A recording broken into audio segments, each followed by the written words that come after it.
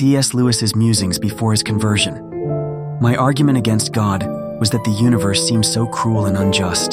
But how had I got this idea of just and unjust? A man does not call a line crooked unless he has some idea of a straight line.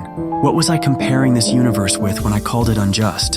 If the whole show was bad from A to Z, so to speak, why did I, who was supposed to be part of the show, find myself in such violent reaction against it? A man feels wet when he falls into water, because man is not a water animal. A fish would not feel wet.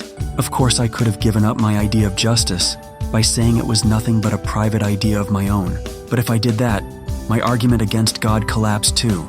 For the argument depended on saying that the world was really unjust, not simply that it did not happen to please my fancies. Thus, in the very act of trying to prove that God did not exist, in other words, that the whole of reality was senseless, I found I was forced to assume that one part of reality, namely my idea of justice, was full of sense. Consequently, atheism turns out to be too simple.